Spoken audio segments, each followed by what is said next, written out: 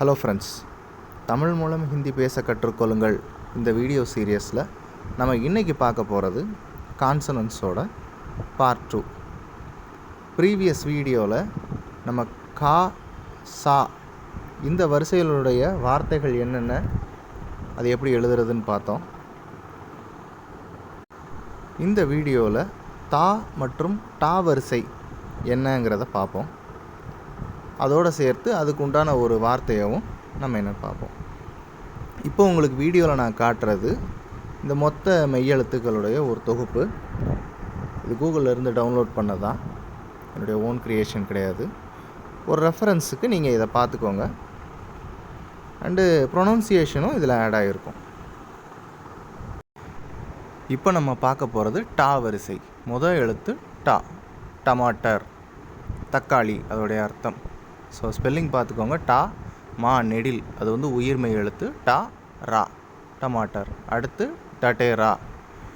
டா டா plus A டே, ரா நெடில், உயிர்மெய் எழுத்து அது. ஸோ இது ஒரு எக்ஸாம்பிளுக்காக பார்த்துக்கோங்க. உயிர்மெய் எழுத்தையும் நான் தனியாக உங்களுக்கு எழுதி காட்டுவேன், நீங்கள் அதில் செக் பண்ணிக்கலாம். அடுத்தது டமரு, உடுக்கை. அந்த ரா வந்து உ சேர்ந்து ரூ அப்படிங்கிறது மாறி இருக்குது. ஓகேங்களா? நெக்ஸ்ட்டு வந்து டக்கன், மூடி. அந்த கா வந்து பாதியாக எழுதியிருப்பாங்க, அப்படி போட்டாங்கன்னா அது இக்கு அப்படிங்கிறது அர்த்தம். ஓகேங்களா? ஓகே, இப்போ நம்ம பார்க்க போகிறது தா வரிசை. முதல் வார்த்தை தராஜு, தராசு.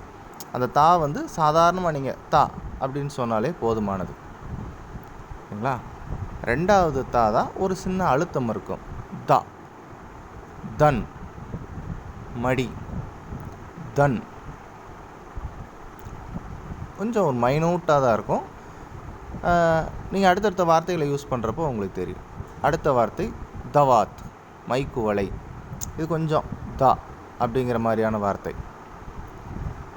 குரல் வலையை கொஞ்சம் ஓப்பன் பண்ணி சொல்கிற மாதிரி இருக்கும். அதுக்கு அடுத்தது இன்னும் கொஞ்சம் தனுஷ், வில்.